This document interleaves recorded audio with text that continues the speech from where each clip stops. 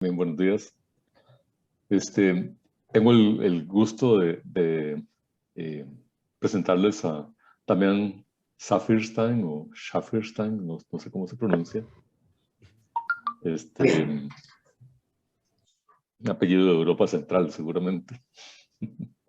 Damián tuve el gustazo de conocerlo por ahí el año 2007 o antes, por ahí, 2006 tal vez, cuando estaba comenzando una aventura en comunicación, en medios, eh, y desarrolló una revista, contribuyó a desarrollar una revista centroamericana, IT Now, que posiblemente algunos de ustedes conocen, ¿verdad? Tuvimos una conversación muy estimulante. Entonces recuerdo, sí, fue hace como unos 15 años, 14 años, algo así, ¿verdad? Muy dinámico también. Y bueno, logró hacer prosperar la revista.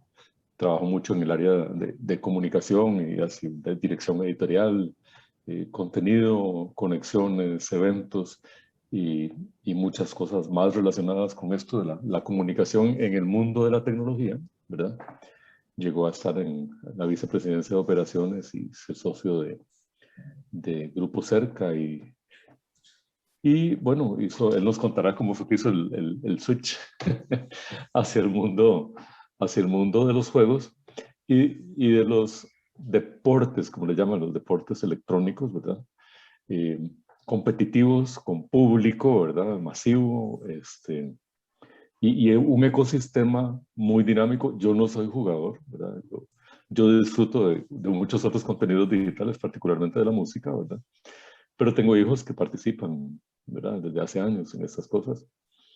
Eh, y bueno, con la digitalización de las empresas y de la sociedad, de las personas, ¿verdad? Pues está surgiendo, ¿verdad? Y aceleradamente un mundo paralelo, ¿verdad? Donde estas experiencias digitales colectivas, ¿verdad? Aparecen equipos, patrocinadores, el equivalente de estadios o arenas, ¿verdad? Y todas estas cosas. Y tiene una dinámica muy acelerada, ¿verdad? Esa dinámica y esa transformación surge de lo digital, pero se está transformando continuamente. Es parte del tema que vamos a ver hoy, ¿verdad? También nos contará qué ha aprendido, qué lo llevó a ese mundo, ¿verdad? Qué ha aprendido en ese ecosistema. Y tal vez eso nos dé ciertas luces respecto de para dónde puede estarse moviendo las cosas y también aprender de cómo esto de lo lúdico y el entretenimiento y demás, ¿verdad? Puede tal vez transferirse a otras áreas de actividad económica como las que están representadas en el club. Es que le agradecemos muchísimo a Damián. Tuvimos que mover un poco los calendarios. Damián se contagió de COVID, todavía no sabe cómo, ¿verdad? Pero no fue por medios digitales. este, eh, y bueno, esperamos que se recupere muy bien, ¿verdad? Y así como su señora. Y bienvenidos todos para que disfrutemos entonces la sesión con Damián. Gracias, Damián. Muchas gracias, Ignacio, y a todos los que nos acompañan en esta actividad del Club de Investigación Tecnológica. Como dijo don Ignacio, mi nombre es Damián Saffirstein y durante muchos años con muchos de los que están aquí en el foro nos hemos encontrado en las diversas actividades que hemos realizado en el mundo de TI, ¿no? Y poco siempre el incentivo fue ese, ¿no? Crear comunidad, trabajar con la comunidad de tecnología en toda América Central y el Caribe. Y hace 3 años me invitaron a formar parte de un proyecto que me sonó muy disruptivo, que es el mundo de los esports, ¿no? que reúne los esports, ya vamos a entrar en profundidad, ¿no? Que son las competiciones de videojuegos al final del día, ¿no? La evolución de los videojuegos a las competiciones. Y al final del día también me pareció que era una forma diferente, cambiar la plataforma, pero una continuidad en seguir haciendo comunidad, ¿no? Lo único que cambiamos es el interlocutor. Anteriormente hablamos con la comunidad de TI, actualmente nos conectamos con la comunidad de jóvenes, de gamers y demás jóvenes que están en otro, que es un cambio de hábito y un cambio de época también, ¿no? Siempre hablo con la gente, digo, a ver, yo tengo 46 años, me levanto, escucho las noticias en la radio, leo los periódicos y después arranco el día también, ¿no? Es como que el día empieza. Y muchas veces por ahí está el prejuicio de pensar que los jóvenes no se informan, no tienen otros hábitos, y en realidad hay que tomarse el tiempo de entenderlos, y entender cuáles son sus hábitos de consumo, en vez de, por ahí, el prejuicio. Entonces, mucho lo que me ha permitido esta experiencia de entrar en el mundo del gaming y de los esports es desaprender, ¿no? Mucho, y aprender a entender y entender cuáles son los hábitos de consumo, y porque la gente, porque los jóvenes también se informan de una forma diferente, se entretienen, pero por ahí se entretienen de una forma diferente. Entonces es un aprendizaje continuo y permanente, ¿no?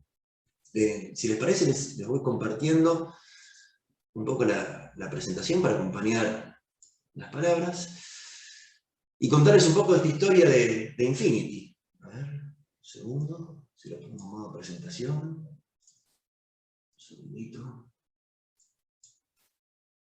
Me dicen si se ve bien. Ok. Muy bien. Y contarles un poco cómo nace este fenómeno de Infinity, que nace en el 2009 como la mayoría de los clubes gamers, ¿no? Que es un club de amigos en Costa Rica, y que desde el 2009 se ha expandido por toda Latinoamérica. Nosotros hemos llegado, hoy tenemos 2 gaming house en México, tenemos gaming house en Perú. Ya vamos a entrar en el detalle de todo lo que ha logrado Infinity en todos estos años.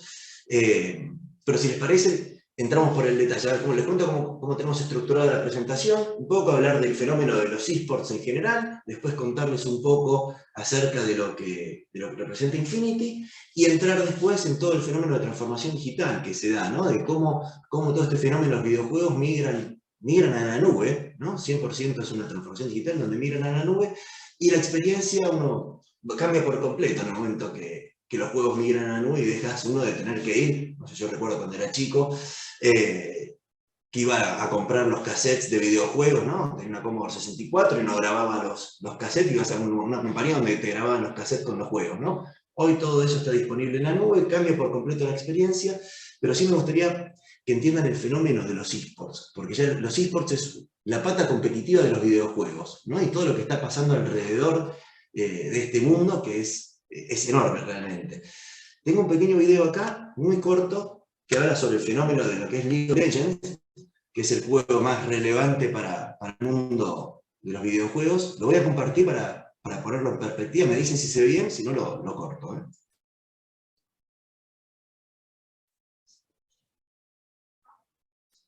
Sin audio. Está sin audio. ¿No se escucha?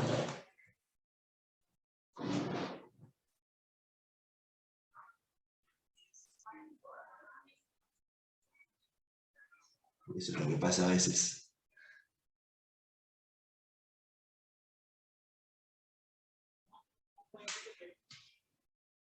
Si está sin audio. Creo que debes habilitar que reciba el audio. Cuando compartís la pantalla, decirle que reciba audio de la computadora. Está en la esquina inferior izquierda. Pero si no, no nos vamos a complicar mucho. Después se los mando y lo podemos ver. A veces con los videos en las presentaciones pasan estas cosas. Entonces, para no demorarnos principalmente mientras configuro todo eso. Esto es un video muy interesante porque justamente busca derribar esos mitos acerca de lo que está pasando con los videojuegos, ¿no? Con las competiciones de videojuegos. Y por favor, si quieren, no sé cómo hacen las preguntas, pero cuando quieran interrumpir, simplemente contestar. Pueden ir haciendo preguntas en cualquier momento. Entonces, como les contaba, las competiciones de los videojuegos hoy, y la industria del gaming en general, hoy representa más que la industria de la música y del cine combinadas, ¿no? Hoy logramos lo que es la industria del gaming, tanto en sus variantes de PC, de mobile, de consola, triplica a la industria de la música y a la industria del cine, ¿no? Porque es el entretenimiento que más está creciendo.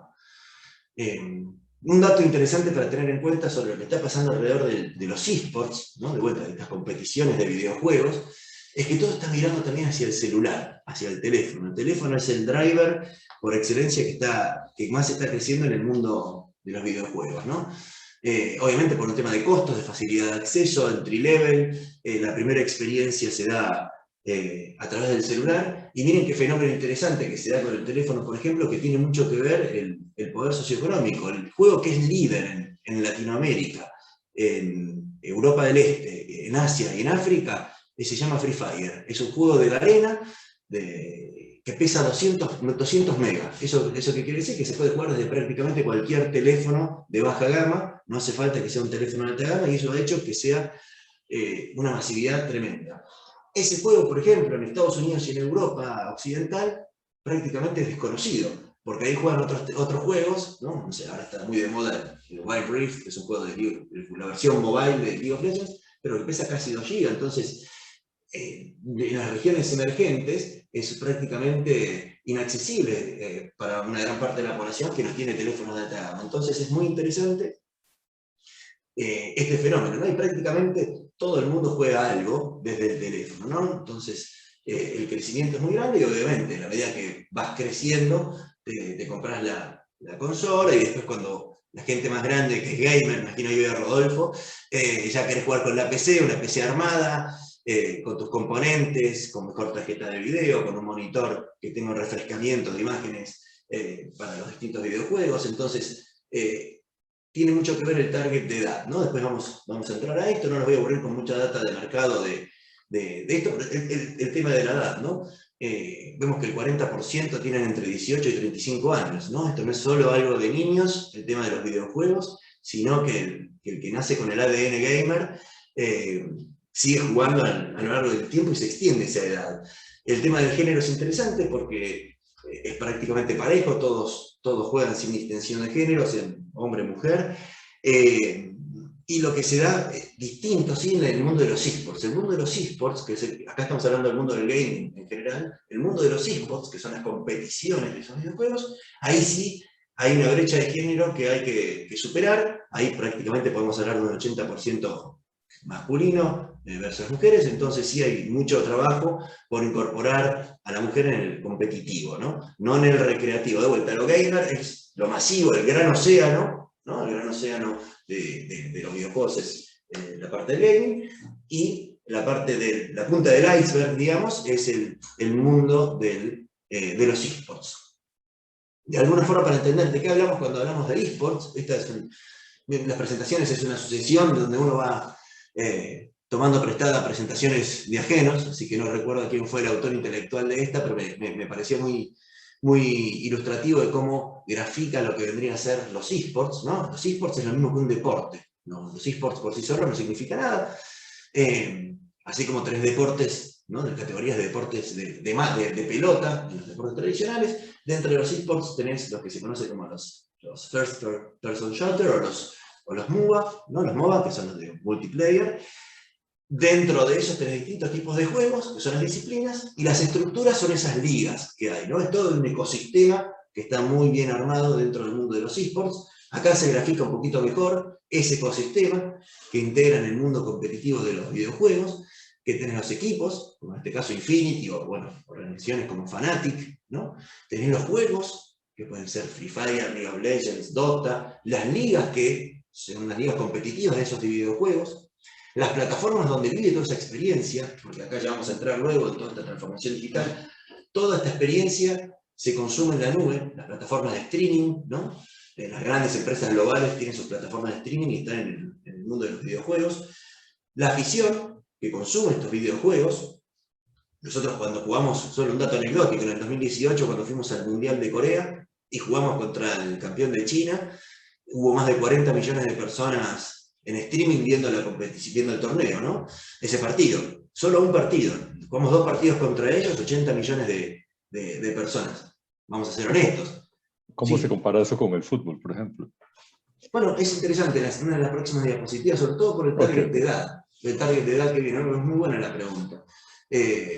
Igual, para ser honestos, de esos 40 millones de habitantes, de streamers, 39,5 eran de China, 500.000 eran de Latinoamérica, por una cuestión de tamaño de mercado, ¿no? Este fenómeno de los videojuegos en Asia es brutal, realmente. Hay estadios de todo tipo, o sea, hay ciudades que se están especializando, ¿no? en atracción del talento, y acá uno justamente creo que también están, bueno, no quiero volver a mencionar a Rodolfo, que lo veo ahí, pero con todo el tema de videojuegos, las ciudades están peleando la atracción de este talento. Por ejemplo, en España, Málaga quiere posicionarse como una ciudad para desarrollar todo el ecosistema de videojuegos y la producción de contenidos. ¿no? Ya trasciende lo que es el fenómeno de países, son ciudades que están buscando atraer y convertirse en polos para atraer todo lo que es el desarrollo de videojuegos, la creación de contenidos, la producción de torneos. Entonces es un fenómeno muy, muy interesante, ¿no? Después están los desarrolladores, ¿no? Desarrolladores de videojuegos, la mayoría son todos, la gran mayoría son de Tencent, ¿no? De alguna forma, pero empresas que salen en Silicon Valley y después, bueno, las van comprando distintos fondos. Pero es impresionante también estas compañías, la narrativa que tienen detrás. O sea, a ver, hoy desarrollar un videojuego trasciende la programación. O sea, detrás de un videojuego hay una construcción de una narrativa que es impresionante, ¿no? Las marcas y patrocinadores, después brevemente vamos a ver cómo se incorpora todo lo que es el ecosistema de marcas, que es interesantísimo, y bueno, los distintos fondos de inversión que están entrando en los videojuegos. Esto es un poco de data. Sí. Perdona, ¿cómo cuánto cuesta en tiempo y plata desarrollar un juego que sea exitoso? No, eso ya supera mi capacidad, pero son millones de millones. Ahí Rodolfo por ahí puede aportar un dato, ¿no? El que sea exitoso es truculento, pero digamos, si estamos hablando de franquicias, lo que decimos AAA, que son franquicias internacionales, el presupuesto promedio de un videojuego, por ejemplo, como decir algo así como League of Legends o una cosa de este tipo, ronda los entre 90 a 120 millones de dólares. Estamos hablando de estructuras grandes, ¿verdad? Donde tenemos un estudio con 200, 300 personas trabajando en un esquema de metodologías ágiles, desarrollando un producto alrededor de unos 3 años. El tema y la razón por la que digo que el éxito es, definir el éxito es truculento, es que empresas más grandes ya tienen una estructura más clara para poder hacer que sus juegos sean comercialmente viables o para garantizar que sus juegos sean comercialmente viables. Pero tenemos casos como Rocket League o Among Us, que son juegos que fueron desarrollados por grupos muy pequeños, ¿verdad? Donde Among Us fue desarrollado por una sola persona, Rocket League fue desarrollado por un equipo de menos de 10 personas, con presupuestos súper reducidos, ¿verdad? Estamos hablando de presupuestos de, en el caso de Rocket League, de menos de $40,000, en el caso de Among Us, de menos de $10,000. Depende muchísimo también de una serie de factores donde el que más pesa es la viralidad, ¿verdad? Que es algo que en marketing digital se está empezando a estudiar, cómo explotar la viralidad de un producto, ¿verdad? Que no es tema sencillo para nada, pero entonces ahí depende mucho también de esos factores, de si tengo un producto que es potencialmente viral o si tengo una estructura más confiable, digamos, que se parece un poco a la estructura que tiene, por ejemplo, como decir en Hollywood, ¿verdad? Donde tenemos un estudio con varios cientos de personas trabajando en un producto con un presupuesto más robusto. Pero bien, muchas gracias. Detrás de estas compañías son compañías de entretenimiento, ¿no? Principalmente tienen detrás guionistas, o sea, hay toda una estructura muy grande, pero también puede tener un éxito. El argentino que desarrolló el juego Preguntados, ¿no? También lo hizo prácticamente, y en Costa Rica hay muy buenas compañías, ¿no? Bueno, ustedes las conocen mejor que yo, pero está Fairplay Labs, la de Claudio Pinto, Fairplay Labs, está Jocobox, los hermanos Cartina, hay un montón de empresas en Costa Rica que están desarrollando videojuegos, y el tema es que la diferencia entre los esports y los videojuegos justamente es esa, ¿no? Una cosa son los videojuegos que uno puede desarrollar para teléfono, para consola, para PC, y otra cosa es la competición que se genera alrededor de esto, ¿no? Con equipos, ligas, todo el fenómeno de los esports, ¿no? Que realmente es una locura lo que está sucediendo, ¿no? Y esta era la diapositiva que quería llegar con la pregunta de Ignacio, ¿no? Que me preguntaba cómo se ve versus el fútbol y demás deportes, ¿no? La edad promedio que tienen las audiencias, ¿no? En el tenis vemos que es de 61 años, en la NFL es de 50, en la NBA y la FIFA rondan los 40 años, ¿no? En el fútbol y en el básquet, y mientras que League of Legends es la edad promedio de la audiencia es de 20 años. Así que vemos que el futuro está ahí, porque estas audiencias que hoy consumen League of Legends y otros videojuegos van a seguir creciendo y van a seguir jugando y consumiendo videojuegos. No dejan, es un fenómeno que se da muy, muy interesante. Esto es que el que es gamer no deja de ser gamer, ¿no? Yo entré en esta industria ya más tarde, así que sigo en la NBA y en la FIFA, pero es un fenómeno de época muy interesante para entender la edad de la audiencia, ¿no? Y el gran reto que tienen los deportes tradicionales que no están logrando conectar con las audiencias, ¿no? Más allá del fútbol tal vez, que es un deporte que conecta con el sentimiento y mucho más, los deportes tradicionales, le pasa a los Juegos Olímpicos. Los Juegos Olímpicos le cuesta muchísimo seguir siendo relevante para las nuevas generaciones y están buscando conectar con competencias de videojuegos. Claro, quieren hacerlo con competencias de básquet, de fútbol, y hay un tema interesante. El básquet, el fútbol en videojuegos no tienen audiencias en streaming. El que es gamer no le interesa consumir deportes tradicionales por streaming. O sea, un partido de consola de FIFA no lo ve mucha gente. En cambio, el que es gamer, los jóvenes, les gusta ver partidos de League of Legends, de Free Fire y demás juegos, ¿no? De Dota. Para usar una anécdota, Dota, el Mundial de Dota reparte más premios que cualquier deporte de los que ven acá. El Mundial de Dota este año va a repartir más de 40 millones de dólares en premios. Se iba a jugar en Suecia, por esto del COVID, se mudó para Rumania, la final en Europa, pero bueno, es un poco lo que les quería comentar de las edades, que es un tema muy, muy interesante en cuanto a las competiciones de videojuegos. Antes de entrar en Infinity, sí me gustaría hacer como una pequeña pausa y ver si tienen alguna consulta, sobre todo este tema de los esports y demás, sobre las competiciones de videojuegos, o entro a contarles un poco sobre Infinity.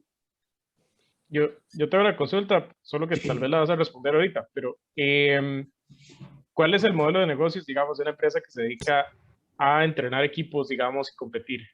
¿Cómo la empresa garantiza, digamos, que va a tener viabilidad económica? Qué buena pregunta. Hace 3 años que mi esposa me pregunta lo mismo. Muy lindo los jueguitos, pero ¿cuándo vas a empezar a ganar plata? Pero bueno. Bueno, es muy, muy buena la pregunta. Si quieren, ahora que hablamos un poquito de cómo entran los equipos y los clubes dentro de todo esto, que Infinity es un club, y como les comenté, creció en 2009, y en 2018 entró en la WTS, ¿no? Cuando Infinity logra clasificar al Mundial de Corea, y la escena va creciendo, de lo que era una escena amateur en su momento, y se convierte en una escena profesional, ¿no? Los publishers, por ejemplo, algunos publishers son los desarrolladores de videojuegos. Yo voy a llegar a esa parte, mejor vamos a estructurarnos. Primero te cuento el modelo de negocio, que justo viene a continuación. Nosotros como organización tenemos 3 grandes modelos de negocios. La parte de clubes, ¿no? La parte de esports, donde manejamos todo lo de Infinity, pero también, por ejemplo, estamos asesorando a Saprissa en todo lo que es el desembarco en esports. Hemos trabajado muy de la mano con el club en este primer desembarco en League of Legends y en los próximos pasos en el desembarco en nuevos videojuegos, ¿no? Entonces sí asesoramos a clubes del deporte tradicional en el desembarco acá, y bueno, obviamente todo lo que tiene que ver con una organización multigaming y multipaís. Por definición, Infinity siempre se concibe como una organización latinoamericana, ¿no? No, más allá de que hemos nacido en Costa Rica, nos identificamos como una organización latinoamericana. Tenemos la parte de retail, ¿no? Tenemos en Oxígeno, frente a Kitsania, un gaming center y una arena, que ahí está a disposición del Club de Investigación Tecnológica. Cuando quieran hacer una reunión, ahí simplemente me avisan y nos ponemos de acuerdo para que conozcan el lugar, porque realmente, ahí al final de la presentación tengo unas fotos, pero es un lugar de innovación brutal, ¿no? Porque tiene su arena de competición, sus cabinas de streaming y broadcasting, o sea, es un espacio también pensado en la comunidad, que sea llevar al físico y al presencial toda esa experiencia que se da en el digital. Y el otro modelo de negocio es la productora, que es la que hace sentido y activa los engranajes de todo, de tanto de los equipos, los clubes y el retail, ¿no? La productora es la que hace los contenidos, hace eventos, ligas, torneos, da consultoría, etcétera, ¿no? La productora un poco es el alma de todo esto, e incluso trabajamos con un montón de marcas en toda Latinoamérica y empresas que no son necesariamente patrocinadores del club, ¿no? Nosotros hemos desarrollado portales gay, portales para empresas de telecomunicaciones en Perú, contenidos para empresas en Colombia. O sea, tenemos clientes a lo largo de toda Latinoamérica que necesitan conectar de alguna forma con los jóvenes y entender todo lo que está sucediendo alrededor del mundo de los esports y el gaming en particular, ¿no? Entonces, Damián, sí. Perdona, me está dando la impresión de que por la misma naturaleza de los esports, las competencias son siempre internacionales, o hay ligas locales, o sea, como la liga del barrio, ¿verdad? Excelente su pregunta. Es así, las competiciones trascienden las fronteras. Uno cuando juega Es más, si uno escucha a los hijos, hermanos, sobrinos, primos, los escuchas hablando con gente que puede estar en cualquier lado, ¿no? Están con sus headsets y trascienden las fronteras. Uno por ahí juega con los amigos de la escuela primero, pero después cuando te conectás al servidor, ¿no? Por ahí la única diferencia es que en algunos casos sea Latinoamérica Norte y Latinoamérica Sur, por un tema de ping y latencia. Ya vamos a entrar en la parte tecnológica después. Yo creo que la gente del norte con el sur no puede competir por una cuestión de enlaces, ¿no? Pero cuando vos entras al servidor del juego, jugás con cualquiera de cualquier país, ¿no? Entonces las ligas locales es un esfuerzo que todavía se tiene que hacer, ¿no? Si se va a federar o no se va a federar estos de las competiciones de deportes, para que el Estado de alguna forma impulse estas competiciones que se están dando y haga competiciones locales. Pero la escena generalmente, la escena principal es de alcance latinoamericano. Y en las competiciones locales, que no tienen gran consumo de audiencias, es donde uno va buscando el talento también, ¿no? El semillero. Nosotros hemos reclutado, no sé, siempre me acuerdo de la anécdota de un chico en Perú que jugaba en Perú, dos fenómenos muy particulares. Es que la gente juega muchísimo en las cabinas, ¿no? En los café internet, ¿no? Es muchísimo, y juega muchísimo un juego que se llama Dota. Dota en Perú es como el fútbol para cualquier país de Latinoamérica, ¿no? Entonces vos entrás a los rankings de los distintos videojuegos y ves quiénes son los jugadores que mejores habilidades tienen. Nosotros hemos invitado a chicos de Perú, de Colombia, tuvimos que hablar con los padres, en algunos casos tenían 17, 18 años, llevarlos a México, llevarlos a otro país, es realmente mucha responsabilidad. Después ya les voy a contar cómo viven los chicos, obviamente desde el adulto mayor que hay ahí hasta lo que es una gaming house, que es una experiencia increíble. Entonces, bueno, un poco eso es como se va dando la escena, ¿no? Siempre por regiones de Latinoamérica, principalmente, ¿no? Que trasciende todo lo que es la escena local. En lo que son disciplinas y videojuegos, donde competimos, los segmenté en este caso por juegos de PC, de mobile y de consola. Los juegos de PC, Valorant, League of Legends, Dota, Counter-Strike. En mobile tenemos los juegos de League of Legends, que es Wild Rift, que es la versión mobile, PUBG, Free Fire. En Free Fire tenemos un equipo femenino, para buscar también, para jugar todo lo que es la inclusión y demás. El ambiente a veces es como pasa en las redes sociales, puede ser un poco tóxico, entonces buscamos incorporar el espacio para la mujer, entonces hemos creado equipos femeninos para que tengan su espacio. Igual los equipos no tienen género, digo, acá no hay edad, no hay género que tenga que ver, digo, los equipos son equipos y punto. No es como en el deporte tradicional que tenés competiciones más femeninas y masculinas. Acá la única ingrediente que tenés que tener es ser muy bueno con el juego y con la comunicación, ¿no? Acá es fundamental tener habilidades de comunicación. Hay grandes jugadores en cualquiera de estos videojuegos que ven acá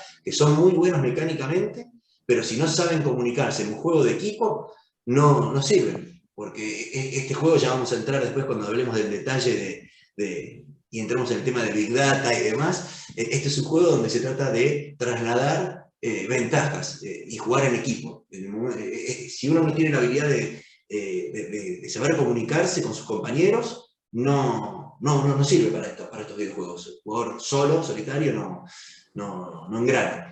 Entonces, estas son las disciplinas donde competimos. Cada una de estas disciplinas, por ejemplo, ustedes pueden decirme, ¿por qué no tiene el equipo de Fortnite? Fortnite, si bien es uno de los juegos más masivos, no tiene una escena competitiva, ¿no? Epic, que es el desarrollador de Fortnite, de Rocket League, no ha desarrollado una escena competitiva alrededor de estos juegos.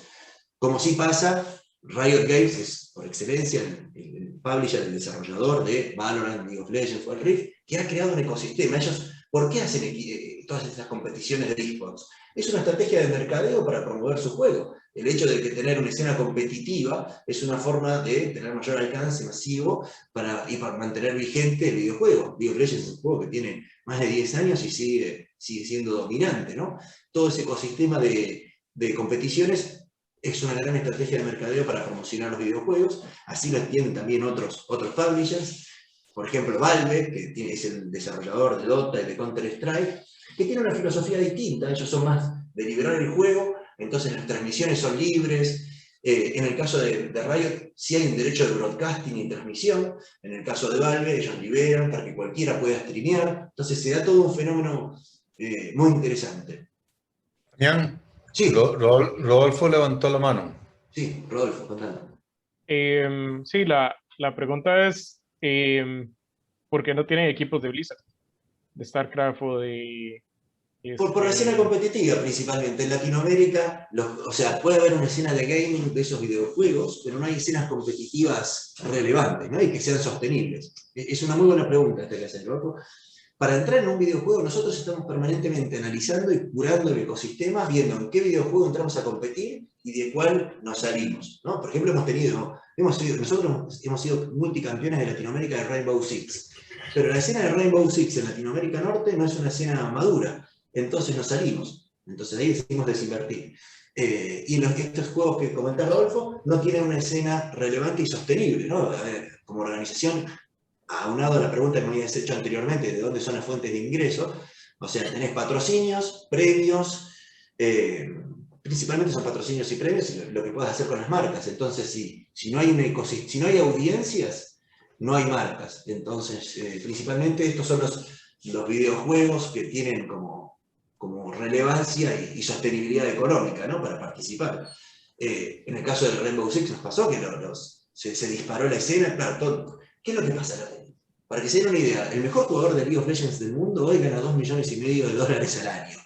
O sea, los jugadores dentro de todo este ecosistema tienen en Latinoamérica también tienen un salario mínimo importante, muy importante, y un buen jugador hoy de League of Legends puede ganar decenas de miles de dólares en Latinoamérica, ¿no? O sea, hay muchos equipos, nosotros no, porque apuntamos mucho al poder latino como hashtag y no traemos coreanos, pero un coreano, cuando traen de import a competir acá, no baja de $40,000 por script, $80,000 puede cobrarte mínimo, entre 80 y 100 mil dólares por jugar 9 meses, ¿no?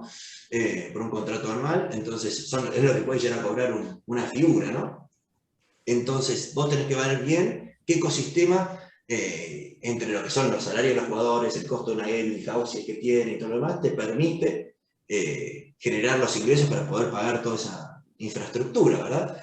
Pero es interesantísimo cómo se da. A ver, siguiendo esta línea, se compran y se venden jugadores. Nosotros, esto es como el deporte tradicional, hemos vendido jugadores porque tenemos la ficha de los jugadores, nosotros compramos, vendemos, tenemos derechos de imagen de los jugadores, ¿no? Hemos hecho campañas, en su momento, me acuerdo, el año pasado Mastercard nos contrató para hacer una publicidad en Cono Sur a 2 de nuestros jugadores. Entonces, se da mucho como en el deporte tradicional, donde los jugadores son referentes. Son un detalle, cuando volvimos del Mundial de Corea en 2018, dijimos, bueno, vamos a hacer un evento presencial, cuando se podían hacer eventos presenciales.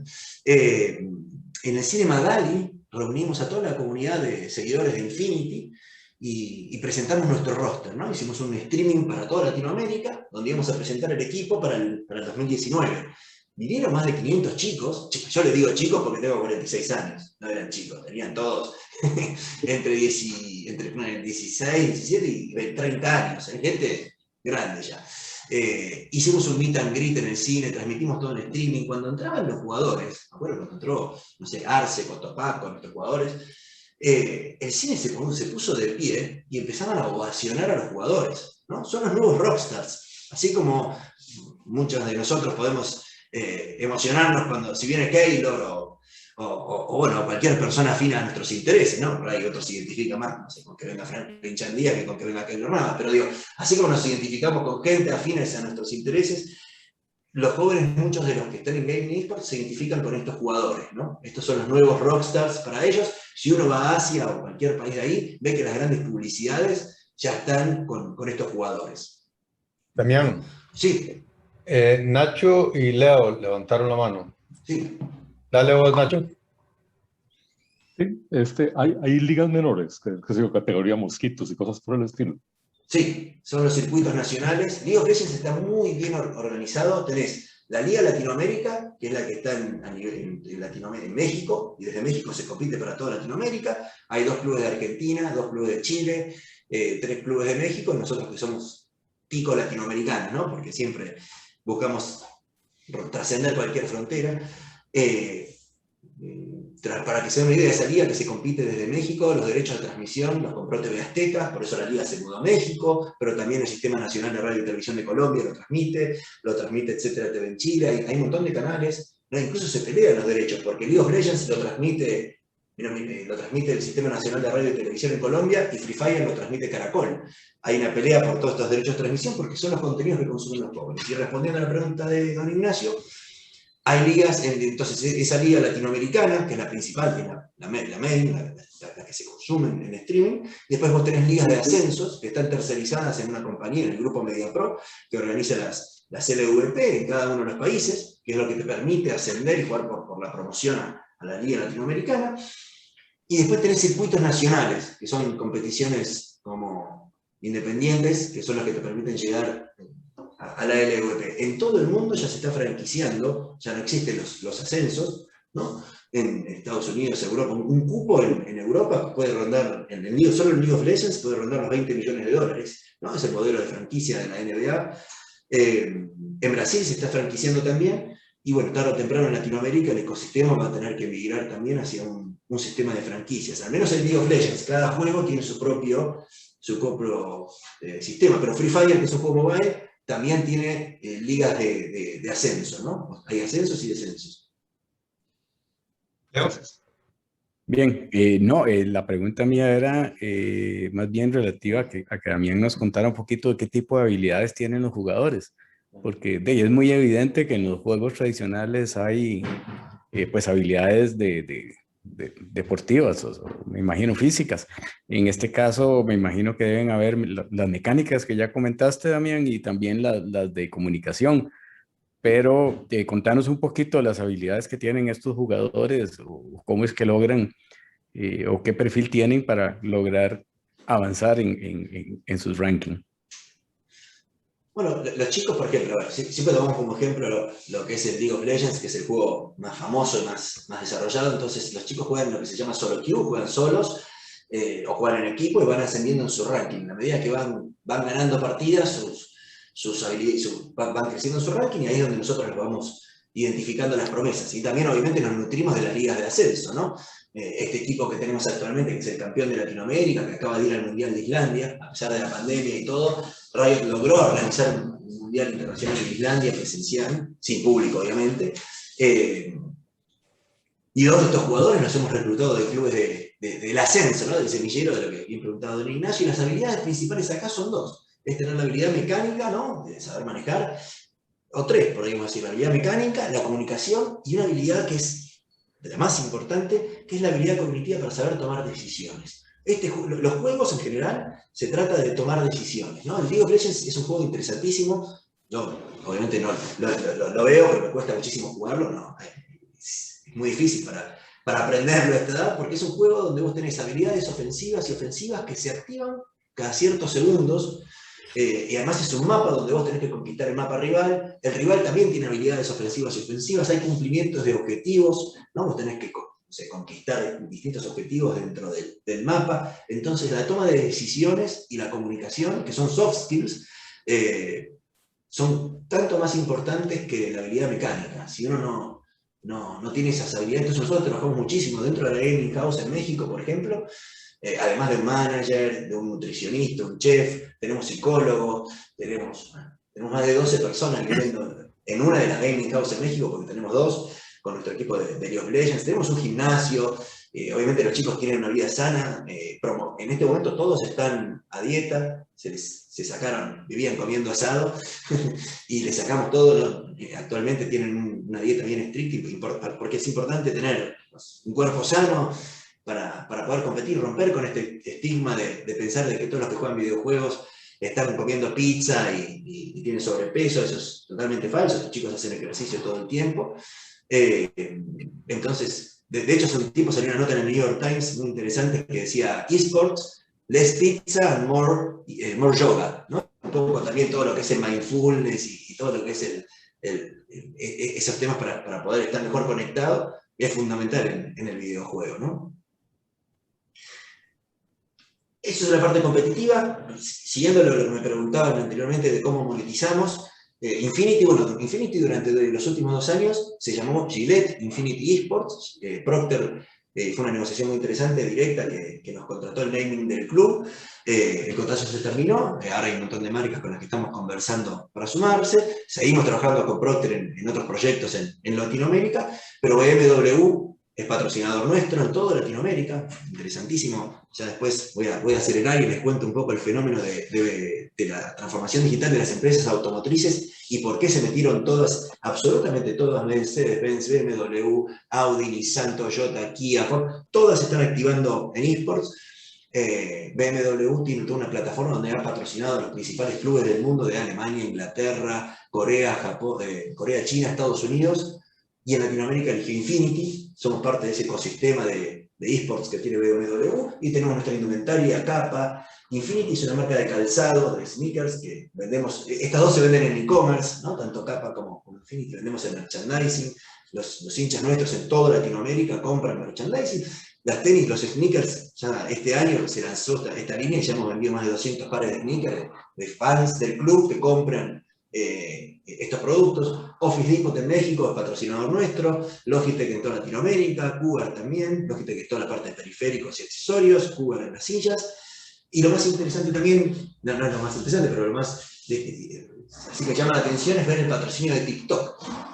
TikTok, para contarles brevemente, hace 6 meses se acercó a nosotros, están cambiando el algoritmo, ellos quieren premiar el contenido educativo, están dejando de promover el bailecito y demás, y empezamos a trabajar juntos en producir contenido gamer para la plataforma, ¿no? La verdad que nos fue muy bien, y después de 6 meses dijimos, bueno, queremos patrocinar Infinity, queremos llevar esta relación a un punto más alto, y somos el primer club del mundo en ser patrocinado por TikTok, un aprendizaje, una escuela brutal, realmente.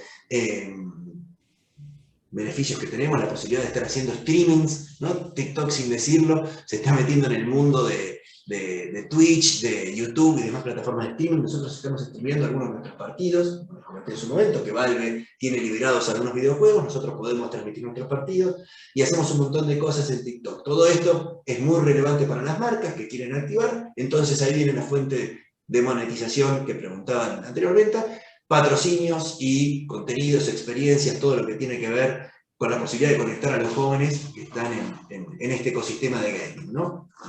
Esta es una foto, de vuelta, un poco de cuál es el ecosistema de Infinity, todos nuestros equipos, las ligas donde competimos, las plataformas donde viven todas estas competiciones, donde se streamea, ¿no? Y bueno, todo el ecosistema de nuestros socios comerciales. Y bueno, acá ya quería contarles un poco el detalle de cómo el mundo de TI y de telcos entra en todo esto. Pero bueno, antes de entrar en todo este capítulo, como resumen, si hay alguna pregunta de todo este mundo de las competiciones profesionales de videojuegos, ¿no? Tengo un montón de preguntas, pero las voy a dejar más para el final. Buenísimo. Ok, entonces, hablando con don Ignacio y con Roberto, ya, ¿cómo interviene todo lo que tiene que ver con TI y telcos dentro de todo este ecosistema, ¿no? Y lo primero que hay que entender es el fenómeno de transformación digital que se da, ¿no? Los juegos en su inmensa mayoría migraron a la nube, ¿no? Son gratuitos, y lo que sucede es que uno paga por personalizar la experiencia, ¿no? Obviamente todavía quedan algunos juegos pagos, cuantos juegos pagos, que son de un alto nivel gráfico, realismo, que requieren mucho más procesamiento, ¿no? Y que tenés que tener una PC potente o una consola de alta gama, pero en su inmensa mayoría de los juegos mainstream, los que dominan la escena, han migrado a la nube y son gratis. Vos pagás por personalizar esa experiencia, ¿no? Me imagino cuando ven la cuenta de la tarjeta de crédito que llega Epic Games, tantos skins que compraron in-game, ¿no? O Riot, todo lo que tiene que ver con las transacciones. Por eso Mastercard es el patrocinador global de las competiciones de League of Legends. Mastercard dijo, si 115 millones de personas entran cada mes al servidor de Riot a jugar League of Legends y dejan 5, 10, 20 dólares cada uno en comprar esas skins, yo quiero usar la tarjeta de crédito que te habilita esa experiencia, ¿no? Entonces es interesantísimo cómo se dio este fenómeno de transformación ahí, ¿no? Y otro dato a tener en cuenta, si vemos que Amazon, que Apple y que Google, compañías dominantes en este ecosistema, han migrado a desarrollar sus propios ecosistemas también de modelos de suscripción, ¿no? As a service. Antes, no sé, uno iba a la tienda, al retail, a comprar el disco del videojuego, ¿no? Ese modelo cambió por completo. Ahora todo es por modelo de suscripción, ¿no? Entonces ves que las principales compañías de tecnología están desarrollando sus propios ecosistemas de suscripción, Y ves que la misma Netflix, me acuerdo que hace un tiempo Red Hastings dijo, no estoy preocupado por HBO, Hulu, Disney+, porque sé cómo competir con ellos y ganarles, estoy perdiendo la batalla, se lo dijo a los accionistas, estoy perdiendo la batalla contra el gaming y el streaming, ¿no? Contra los videojuegos. Entonces también está explorando meterse en su propia plataforma, tener un Netflix de videojuegos, ¿no? Un modelo de suscripción. Entonces, es impresionante como vemos ahí un primer caso de transformación digital, ¿no? De tener el producto en la mano a tenerlo por suscripción.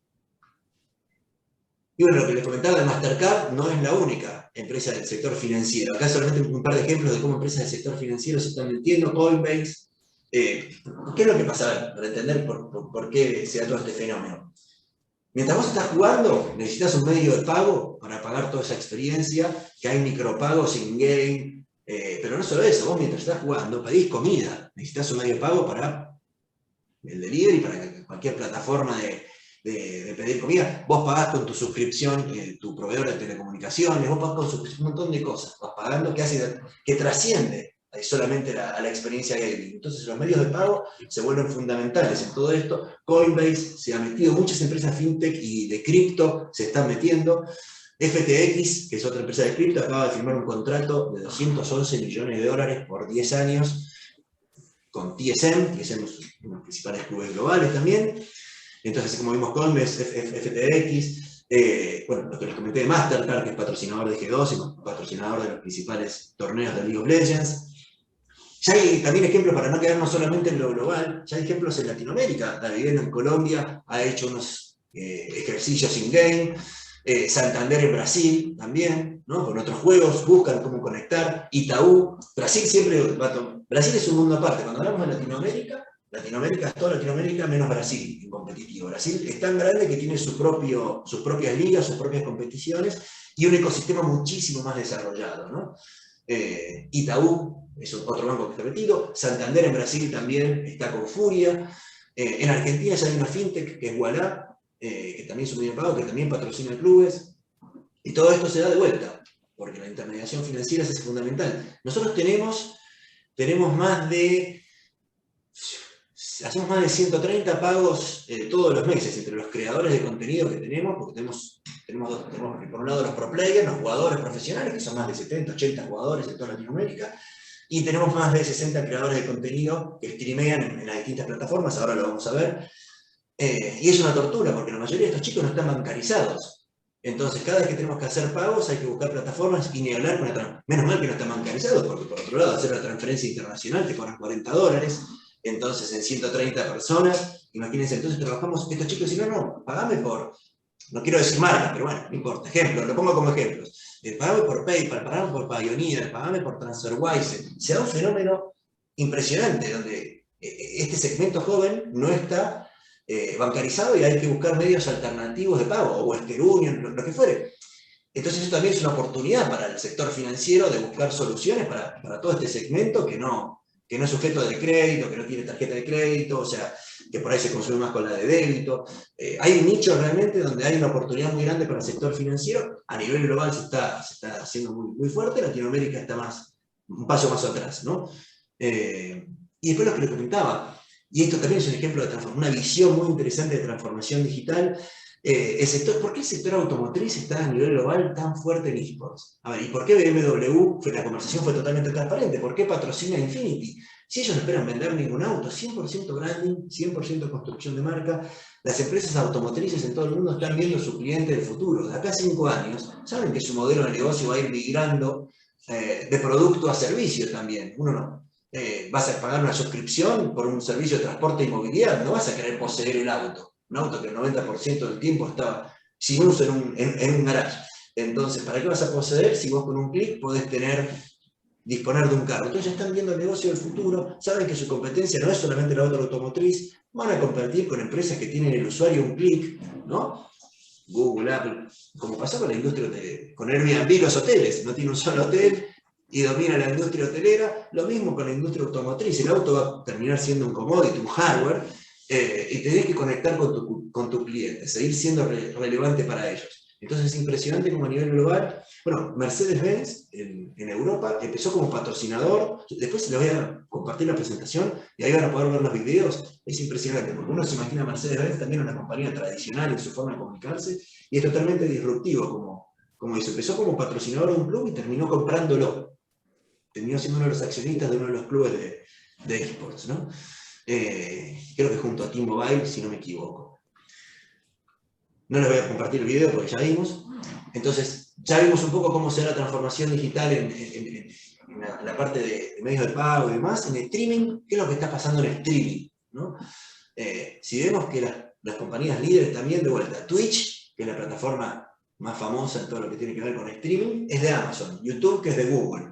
Tencent, que es la dueña de WeChat, tiene Ouya, Trovo, Nimo, que nace se conoce como Ouya, para hacer todo lo que es streaming. Ouya está creciendo en Latinoamérica a un ritmo impresionante, anclado mucho con este juego Free Fire, ¿no? Facebook tiene su propia plataforma, Microsoft hizo su intento, ahí le puse el sarcófago Mixer, compró Mixer, era una compañía que estaba muy fuerte en todo el tema del streaming, pagó fortunas, pero como 20 millones de dólares para traerse al streamer más importante, que era Ninja, y llevarlo a su plataforma. No funcionó Mixer, lo entregó, cerró el modelo, y hace poco, si bien Microsoft estuvo intentando comprar Discord. Todo lo que es el mundo gamer y el mundo de los esports vive en la plataforma Discord. Yo cada vez que los chicos, los jugadores quieren hacer una llamada y me dicen, bueno, metete al servidor de Discord, yo termino prácticamente con un ACB. Entrar a Discord y encontrar los servidores. Yo llamo, chicos, por favor, le digo, no me inviten más, porque yo con mi cabeza no lo logro. Si alguno entró alguna vez a Discord, tiene su complejidad, obviamente, para ellos es totalmente intuitivo y natural, es facilísimo, a mí me cuesta. Entonces, por favor, hagamos una llamada hagamos un Zoom, un WhatsApp, como quieran, pero tienen que entender esa plataforma. Discord es una plataforma brutal, ¿no? Para todo lo que tiene que ver con este ecosistema de gaming y de esports. Y TikTok es la plataforma que más viene dominando para el segmento joven, ¿no? O sea, Facebook queda para los rocos como yo, de 40 y pico de años, pero Instagram y TikTok son las dos grandes plataformas que vienen dominando todo este segmento joven, ¿no? Le pongo ritmo, así podemos entrar en las preguntas. El tema de Big Data Analytics, inteligencia artificial, Machine Learning, todo esto es fundamental en el competitivo, en el mundo de los esports. Solamente dos ejemplos, SAP, que es patrocinador de Team Liquid, ¿no? Obviamente basando toda su tecnología de HANA. Microsoft, que en Estados Unidos es patrocinador de Cloud9, basando todo lo que tiene que ver con Azure. Ahí hay un modelo que me robé de la página de Cloud9 y de Microsoft, de cómo tienen estructurado todos cómo absorben la data, montada en su tecnología. IBM también tiene toda su estructura de nube, ¿no? de esports, basado en inteligencia artificial. Pero la verdad, todo eso son los mainstream. La verdad es que ningún equipo de Latinoamérica tiene ninguna solución de esos equipos mainstream. Hay infinitas soluciones en todo, en cloud, empresas de Europa del Este, Asia, de todo tipo, que desarrollan soluciones basadas en inteligencia artificial, soluciones basadas en machine learning, que te permiten, justo antes de esta presentación, hablé con mis coach, tenemos solamente todos nuestros equipos tienen coach y analistas, ¿no? Analistas que analizan data todo el tiempo. Y le dije, ¿qué herramienta usás? No, obviamente todos usan herramientas por suscripción, ¿no? Pagas una membresía, unas gratuitas, otras que son pagas, y podés tener una cantidad de data brutal, ¿no? Esta es una empresa que ha desarrollado un montón de soluciones para vos poder ir midiendo tu juego y analizando. Y esto, por ejemplo, es cómo ven la data los coaches. No, me fui, parece que quiero correr para poder ver, pero no, ahí está.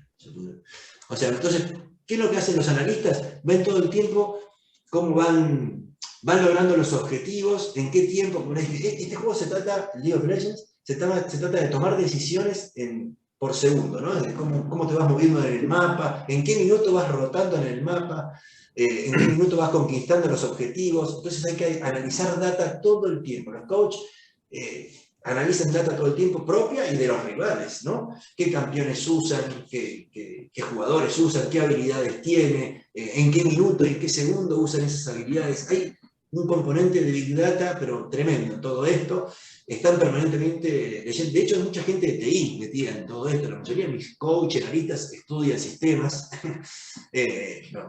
No es para nada anecdótico. Mucha de esta gente tiene formación tecnológica porque es apasionante el estudio de la data que hay en todo esto, ¿no?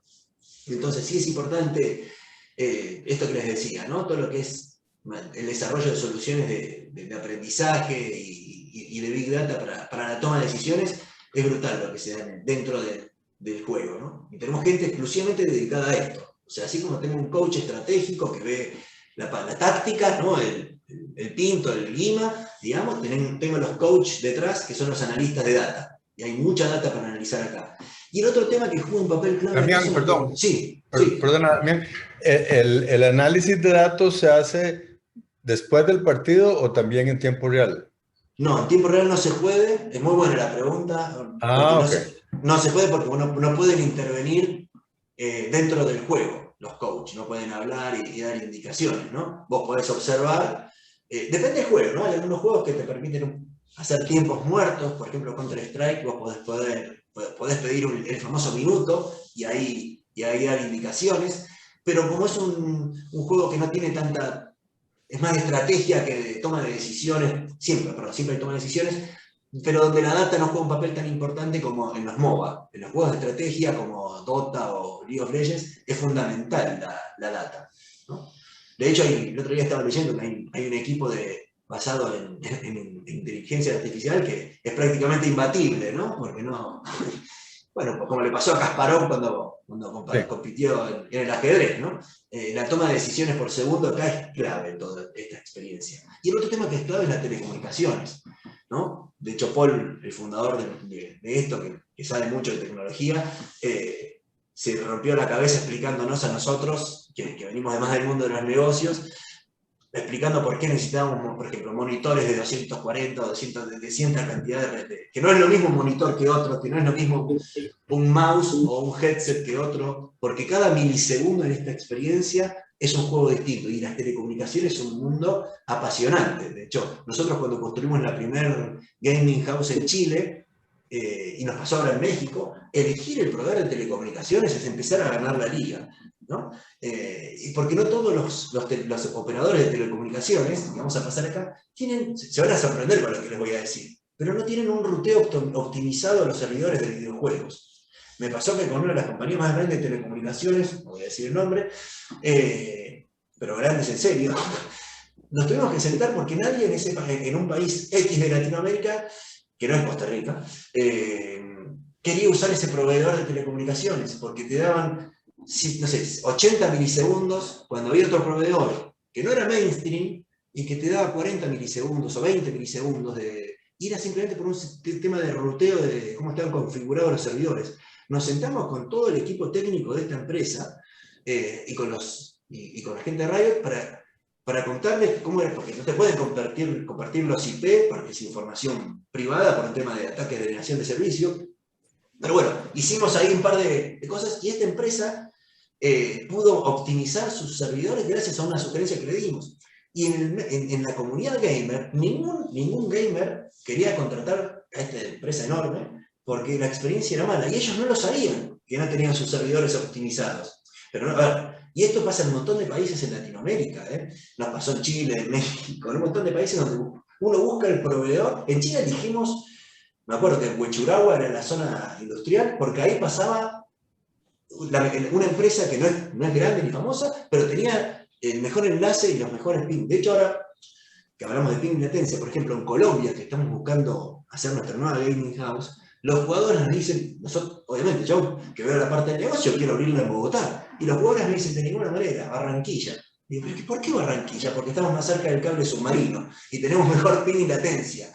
Entonces, es impresionante como todos estos temas cambian muchísimo. De hecho, nosotros ahora estamos haciendo un bootcamp en México con otro equipo, y de vuelta, porque como tienen que entrenar con Estados Unidos, muchos de estos jugadores están en Colombia, los llevamos a México para estar más cerca. O sea, en el nivel competitivo, todo lo que tenga que ver con los enlaces de telecomunicaciones es brutal, ¿no? Cómo juega. Y también a nivel game, a nivel masivo, y esto es un tema para los proveedores de telecomunicaciones, lo tienen que ir entendiendo, que los jóvenes hoy valoran tanto los servicios simétricos, porque no solo antes, en nuestra época, la velocidad de descarga era todo. Hoy somos creadores de contenido, los chicos son creadores de contenido, suben contenido, entonces es tan importante la velocidad de subida como la de descarga, ¿no? Valora muchísimo un servicio simétrico, ojalá 1:1, ahí puse 1:1, es lo que buscamos nosotros para lo competitivo, ¿no? Obviamente esto no es 1:10, no se puede pagar en 1:1 en el residencial, pero sí el servicio que sea simétrico, ¿no? Que la velocidad de descarga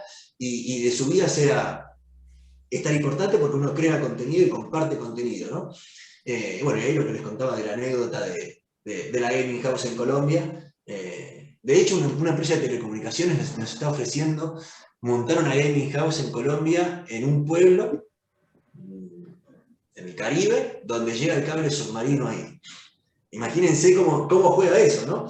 Y antes de tomar las decisiones tuvimos que hacer pruebas a los servidores de Miami, de Chicago, de Dallas, a todos los servidores de las empresas de videojuegos para ver qué ping y latencia te tira, para ver si se puede competir o no, ¿no? Entonces es interesante cómo pudimos ver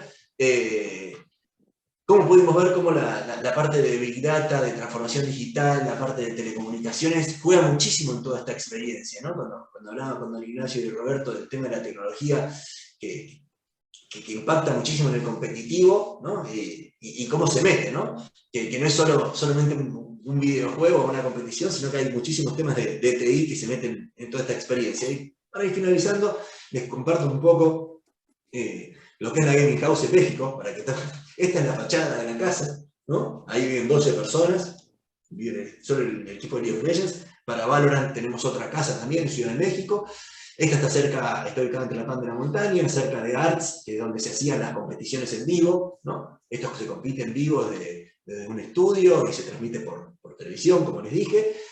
Esto es el equipo de Valorant, otra casa que tenemos en México, como los chicos se entrenan ahí permanentemente, y por eso es tan importante la disponibilidad de, una optimización de red. Nosotros para cada Gaming House que abrimos, llegamos gente especialista en red, porque hay que hacer un diseño de red, el tema de ancho de banda, cómo cada computadora consume recursos, o sea, hay que realmente tener una infraestructura de red robusta. Y esto es un poco, de vuelta, extiendo la invitación, es el Gaming Center y Arena, ahora lamentablemente por la pandemia está cerrado en Costa Rica, pero es un modelo que estábamos, previa pandemia, lo estábamos franquiciando en Latinoamérica, había gente de Centroamérica, de Perú, Colombia, que estaban interesados en llevar este modelo que desarrollamos con Infinity, de Arena, ¿no? De Gaming Center, estamos en Oxígeno. Esto para que vean cómo se ve una arena por dentro, ¿no? Cómo es el competitivo. Hay gradas atrás con público, los cubos, ¿no? Con las pantallas donde se transmiten, para que vean cómo juegan las ligas. Acá, en los meses que estuvimos abiertos previo a la pandemia, organizamos un montón de ligas, incorporamos a todas las comunidades, porque es interesante, ¿no? A todas las comunidades que había en Costa Rica, comunidades no oficiales, ¿no? Que no son comunidades que reúnen a los gamers aficionados y hacen ligas que no son tier 1, pero son ligas donde reúnen a los jóvenes, y buscamos eso justamente con la arena, ¿no? Que sea el punto de encuentro. Incluso hubo marcas que activaron ahí. Esto, bueno, es una foto, como se ve, hay arriba para bueno, también un espacio para compartir, y acá ya ven la cabina. Esto es un poco más en detalle de pequeños planos. Ven arriba a la izquierda una foto donde está la cabina de streaming y broadcasting, y están los narradores que narran todo lo que va pasando abajo. Entonces, bueno, un poco es cómo va desarrollándose todo este ecosistema de gaming y de esports, y bueno, lo más interesante sería poder escuchar las preguntas de parte de todos ustedes, ¿no? No sé si fue tanta información, espero poder haber hilvanado y haber compartido bien esta información, ¿no? Entonces, me gustaría escuchar las preguntas y demás, ¿no? Si alguno tiene una pregunta, yo tengo un montón, pero hay unas que ya respondiste.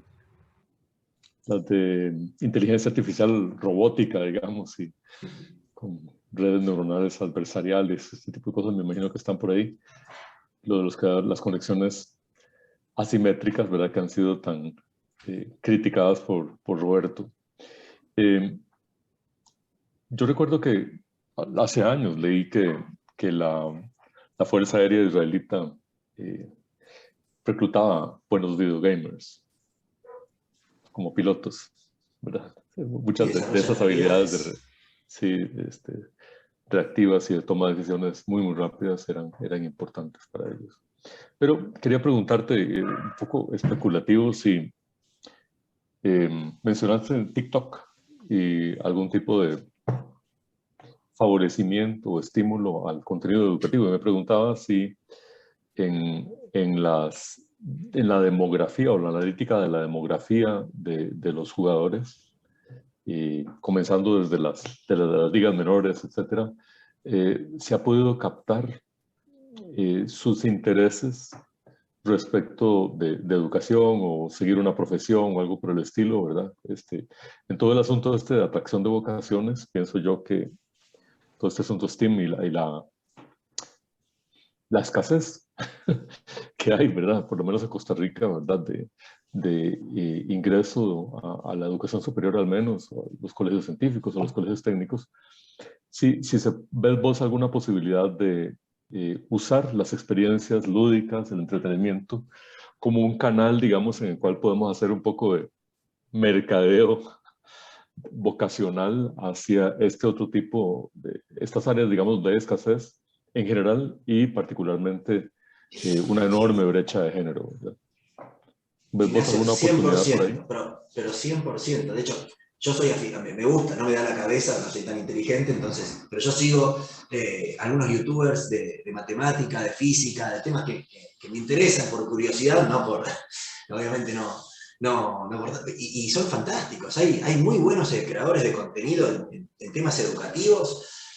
Yo a veces trato a mis hijas en compartir, ¿no? Porque muchas veces que sea este fenómeno que, o sea, yo tengo dos chicas de 8 y 6 años y están en YouTube viendo videos de... Yo jugaba con Playmobil de chico y veo como ven como otros juegan con muñecas o con juguetitos, ¿no? Yo no lo puedo creer. Y un día me dice mi hija con 6 años, me dice, porque yo digo, ¿por qué mirás como otros juegan? ¿Por qué no jugás vos? Y me mira con 6 años y me dice, ¿y vos no ves cómo juegan el fútbol otros? ¿Por qué no jugás vos?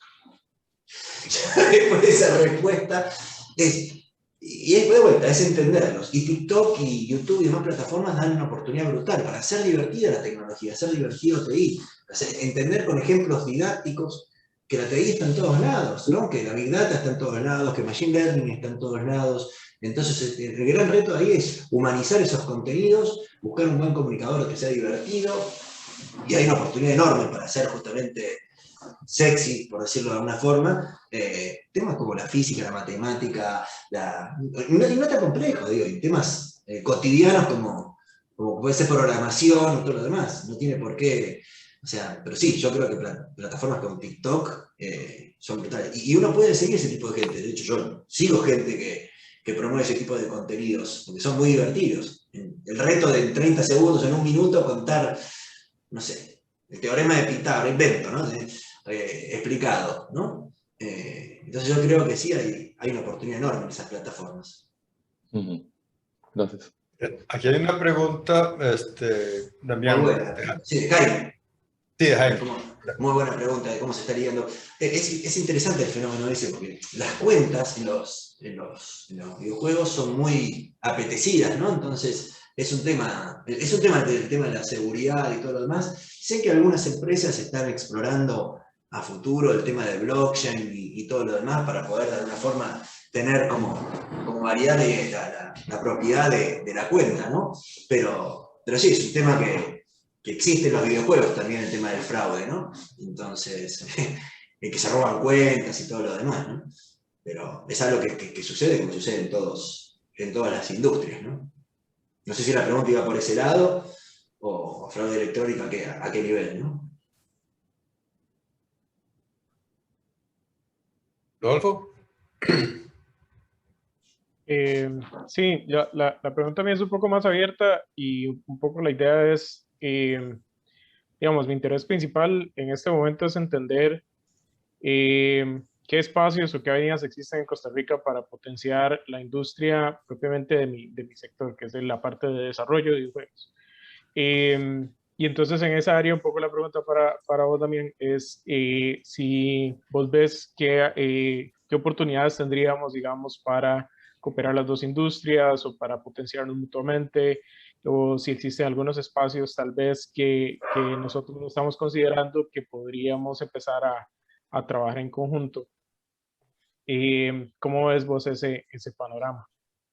Yo creo que, a ver, desde el lado de Infinity, contar con todo nuestro alcance latinoamericano, incluso global, cada vez que vamos a competiciones, para explorar cómo apoyar a todo este ecosistema. En este sentido, de hecho, nosotros organizamos el Festival Creer en Oxígeno hace unos años, donde invitamos a los desarrolladores de videojuegos a presentar a la comunidad, organizamos ligas, torneos, nos acompañó el Infotec, así que agradecer a ese Infotec que participó de ese evento, también otras universidades que participaron. Buscamos que trascienda solamente lo lúdico de jugar a pasar también a lo educativo, a ver todas las oportunidades, porque acá hay unas oportunidades enormes, es lo que queremos comunicarle siempre a los jóvenes, que hay oportunidades laborales muy grandes en todo esto, no solo saliendo en el mundo de jugar, como ¿no? Después de jugar, ser coach o analista, o caster, que es narrador, que eso es la parte del entretenimiento de los videojuegos, sino las oportunidades de negocios laborales que hay en lo que hablábamos anteriormente, ¿no? En la programación, en el desarrollo, hace falta talento para todo esto, ¿no? Entonces, si sos afín, sos gamer y te gusta,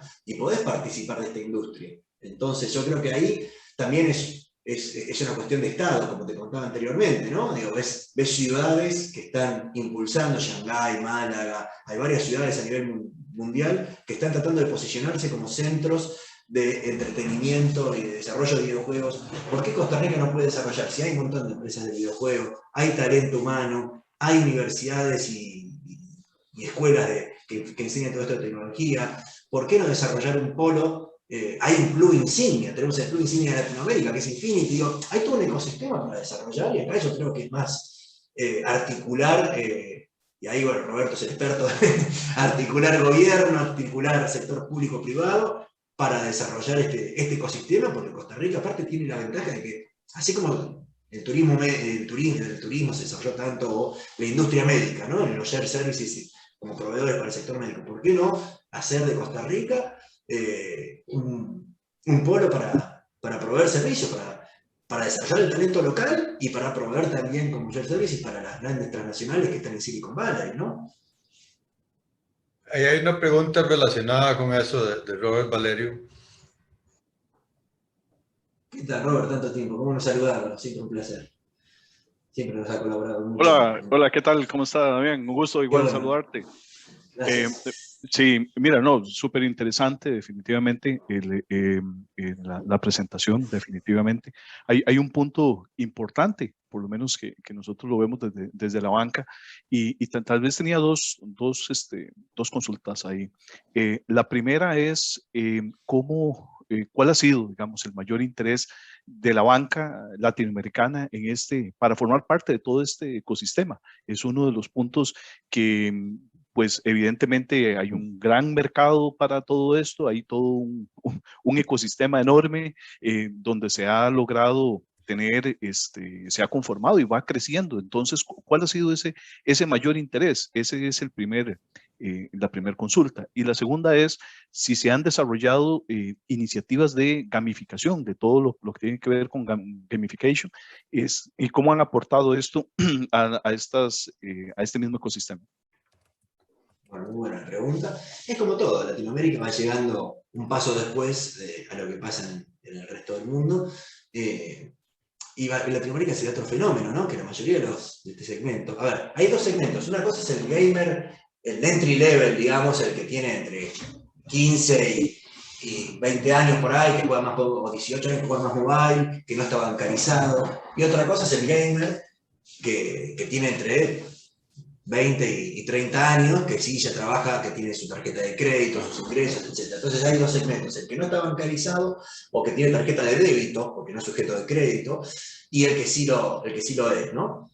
Entonces ahí tenés que dos segmentos. Después el tema de los bancos es interesante porque todavía no ven, porque a ver, pasa lo mismo que pasa en un montón de industrias. Están preocupados por la transacción, están preocupados por generar ingresos y no ven el cliente del futuro. Claro. O sea, no tienen la visión que tienen en la industria automotriz a nivel global. O sea, porque, vamos a ser honestos, o sea, ¿cuántos autos va a vender Mercedes-Benz, BMW o Audi haciendo publicidad o metiéndose, patrocinando todos estos ecosistemas? No, pero no es lo mismo la visión que puede tener las casas matriz que el distribuidor. El distribuidor en Latinoamérica está preocupado por vender el stock que tiene. No está preocupado por el negocio del futuro, está viendo cómo va a pagar la planilla el próximo mes. Entonces son visiones distintas, ¿no? Las que tiene, y el sector financiero tiene ese gran reto. Si vos ves los bancos, están perdiendo el negocio de intermediación financiera, porque hoy cualquier fintech, cualquier empresa, se queda con ese negocio. Como te contaba antes, digo, de los 130 pagos que nosotros vamos a hacer dispersión de pago todos los meses, 130 pagos, y la gran mayoría no está bancarizado. Y si están bancarizados, no quieren recibir los pagos por banco por las comisiones bancarias. Prefieren que les paguemos a través de plataformas no tradicionales porque no se sienten cómodos con los bancos. Entonces, después cuando yo hablo con los bancos en toda Latinoamérica, a veces cuesta entender, porque por ahí están viendo más en el usuario de alta gama, en el que te genera más rentable, ¿no? Porque por ahí este segmento o se maneja con una extensión de la tarjeta de los padres o con una tarjeta de débito, o sea, es una visión distinta, pero creo que si estás pensando en tu cliente del futuro y si estás viendo que el día de mañana no vas a competir, o sea, Banco Nacional con Banco de Costa Rica, con Banco, podés competir con Amazon, podés competir con Apple, con cualquier empresa no tradicional en todo eso. Sí, pero tal vez yo te aviso, porque ahorita estoy atendiendo una conferencia. Entonces, nada, todo no pasa nada. Seguimos. Entonces, si vos ves lo que está pasando, digo, en el Mercado Pago, Rappi, no sé, Uber, todas estas empresas que están surgiendo y que se van quedando con mucho de ese negocio de intermediación financiera, ¿no? Entonces, yo creo que los bancos tienen este gran reto. Pero tampoco todavía están como dudando, pero si no empiezan a construir esa narrativa.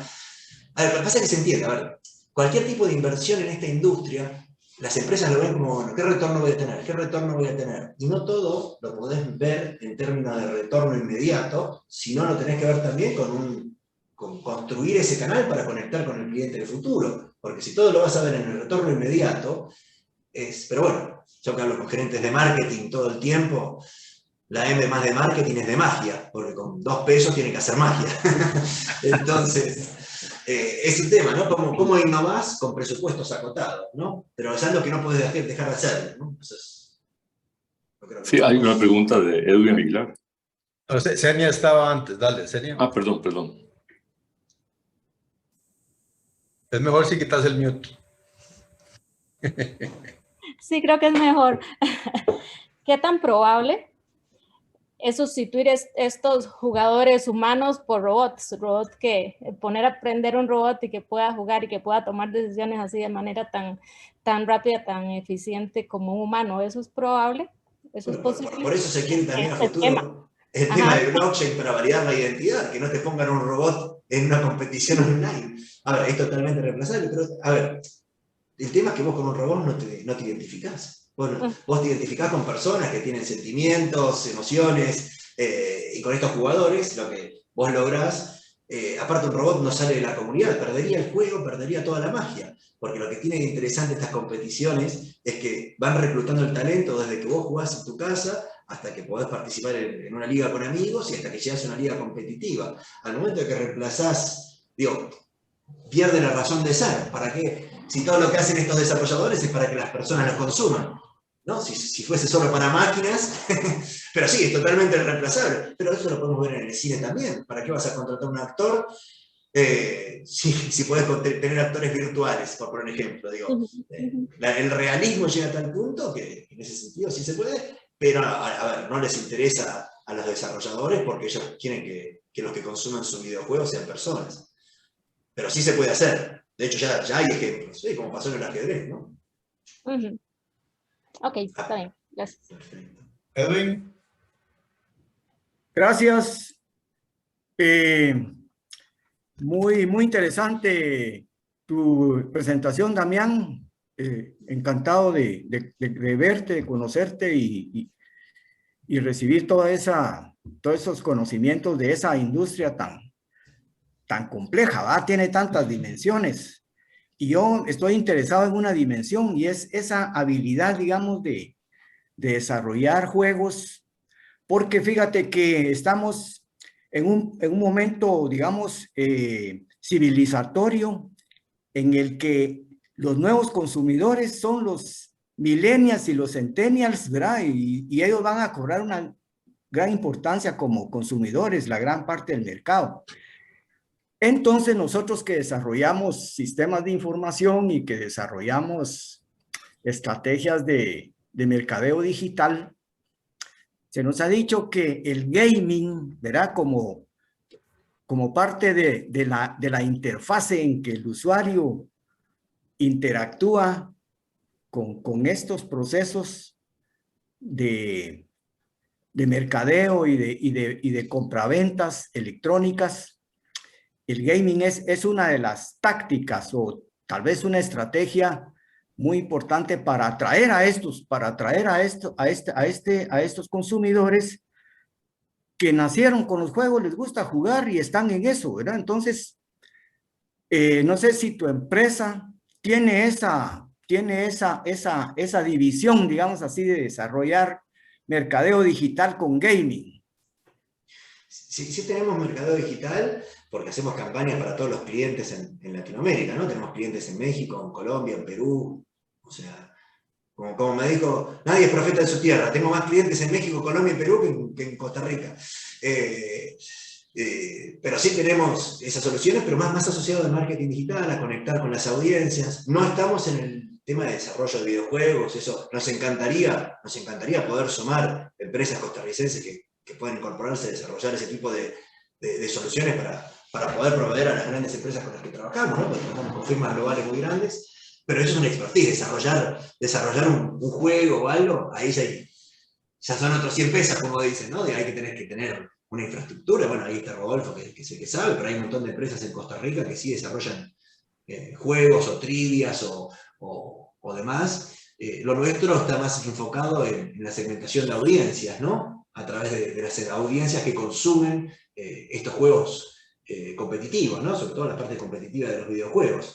Entonces no estamos en el negocio de producción y desarrollo de videojuegos, es un negocio apasionante que me encantaría poder involucrarme de alguna forma, pero por ahora no estamos en esa industria, ¿no? Sí estamos en la parte en la parte competitiva de los esports, de dos mundos, el mundo del deporte y el entretenimiento, ¿no? Rodolfo, Esos son los mundos. vamos a terminar con una pregunta de Rodolfo, porque ya son casi las 9 y tenemos que ir a trabajar. Ok, nada más, bueno, tengo un comentario acerca de la parte de financiamiento que mencionaron hace un momento, don Roberto, me parece. Don Roberto. Pero le respondo rápidamente a don Edwin. Aquí hay varias empresas especializadas en lo que se llama Outdoor Gaming, que son juegos específicamente para mercadeo. De hecho, yo tengo los contactos, digamos, de varias directamente. Como parte de la asociación, pues las tenemos agremiadas. Entonces, con mucho gusto los puedo poner en contacto y tal vez organizar algo como para hablar un poco más del tema específicamente. Puntualmente en noviembre hay un evento donde tal vez los puedo invitar. Yo a través de Nacho tal vez puedo hacer circular un poco la información para que hablemos con más calma sobre estos temas. Ya propiamente la pregunta o el comentario que quería hacer acerca del tema de financiamiento, yo siento que hay dos retos muy grandes que tenemos en este momento como industria, desde el punto de vista mío, que es de Game Development, pero me imagino, y a mí me puede confirmar que desde el punto de vista de gaming también los retos deben ser similares, que son la nacionalización de fondos, ¿verdad? Cuando nosotros estamos trabajando con clientes que son principalmente internacionales, ¿verdad? Como dice también, nadie es profeta en su propia tierra. Costa Rica es un mercado muy interesante porque es lo que en el punto de juegos en particular, es lo que decimos, su entretenimiento es un mercado muy, muy convencional, ¿verdad? El tico consume productos que están claramente establecidos, no consume el tipo de producto que nosotros desarrollamos, que los desarrolladores ticos desarrollamos, porque los productos que los desarrolladores ticos desarrollamos son lo que se considera el sector indie, que es un sector poco tradicional o poco convencional. Entonces vendemos hacia afuera.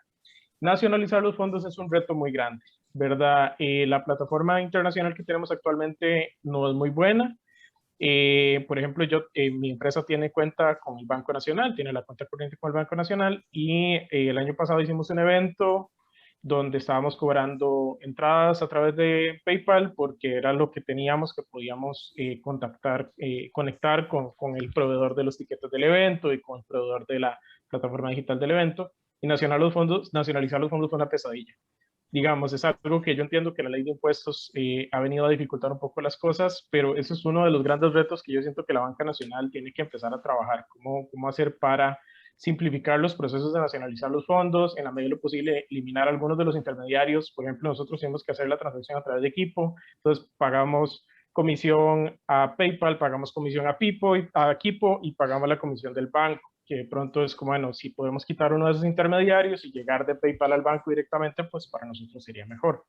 Es el primer reto. Y el segundo reto muy importante que tenemos es que, como somos empresas de base tecnológica, nosotros no requerimos inversión, digamos, tangible, digamos, entre comillas, tangible. Nosotros no requerimos, por ejemplo, comprar una gran cantidad de equipo que se pueda revender. El equipo que ocupamos normalmente es equipo de cómputo, típicamente de gama media, que no es equipo que se pueda revender realmente, es equipo que se deprecia muy rápido. Entonces, cuando llegamos a banca y solicitamos financiamiento, típicamente va a ser un microcrédito, y no existen buenas opciones que sean realmente competitivas. Al día de hoy te comento, digamos, por ejemplo, la tasa básica pasiva está como en un 3%, que está súper baja. Si yo voy al día de hoy al Banco Nacional y solicito un microfinanciamiento por unos 5 millones de colones para un proyecto que estoy desarrollando, que es más o menos como el tipo de financiamiento que ocupamos en la industria en Costa Rica actualmente para muchos proyectos, me lo van a ofrecer a una tasa de 33-34% anual, que es inmanejable. O sea, son tasas de interés súper altas en condiciones que honestamente no son las mejores. Entonces, son cosas que podemos trabajar, plantear programas de microcréditos para emprendimiento, de base tecnológica. Ese tipo de cosas serían cosas que nos ayudarían montones a potenciar la industria rápidamente, que son actualmente los dos grandes retos que yo diría en términos de banca, los que nos afectan. Nada más te quiero consultar, cuando mencionas gamificación, ¿a qué te refieres? Sí, gracias. Bueno, hay un poco todo lo que se ha tratado de hacer con este tema de gamificación o gamification, es un poco en buscar esas herramientas que están en el mundo corporativo que permite enganchar a esos clientes, sean a los actuales o potenciales. Es un principio sencillo donde a través de diferentes temas de juegos se logra interactuar de forma entretenida para el cliente, para buscar ese enganche, para buscar nuevos clientes, y que eso de pronto sea un segmento que se pueda llegar a niños, ¿verdad? No solamente con este tipo de juegos, sino juegos tal vez un poco más diseñados en la parte financiera, temas de ahorro, temas de alcanzar ciertos objetivos, y que eso logre alcanzar a estos chicos que en escuelas, colegios, posteriormente van a ser futuros clientes del banco. Entonces, a eso nos referimos. Sí, ok. Sí, es que gamificación es un concepto muy amplio, ¿verdad? Pero sí estás hablando en este caso específicamente de advert gaming y del gaming. Ok, sí, como Muchas gracias. Muchas gracias a todos. Ya son las 9 de la mañana. Damián, quiero agradecerte muchísimo, una gran presentación. Es un mundo entero lleno de oportunidades que están naciendo. Estamos en el momento correcto para hacer cosas al respecto. Hubo muchas cosas de las que presentaste hoy que me llamaron la atención, pero sí te pedimos, como a todos, que por favor le entregues el PowerPoint a Eric, para que Eric lo suba al sitio del club y poderlo compartir con todos los afiliados. Tus datos de contacto también nos los van a pedir, estoy seguro, más de uno. Y quiero pedirles a todos los asistentes, por favor, que me acompañen, que abran las cámaras y abran los micrófonos para hacer un montón de bulla y agradecerle a Damián como se merece. Muchas gracias. Muchísimas gracias, Damián. Gracias. De veras, interesantísimo, un nuevo mundo. Muchas gracias. Muy Hasta luego a todos. Excelente. Muchas gracias a todos por el tiempo. Muchas gracias a todos. Pura vida. Nos vemos. Hasta luego. Ahí seguimos conversando, Rodolfo. Pura vida. Hasta luego. Hasta luego. Buen día.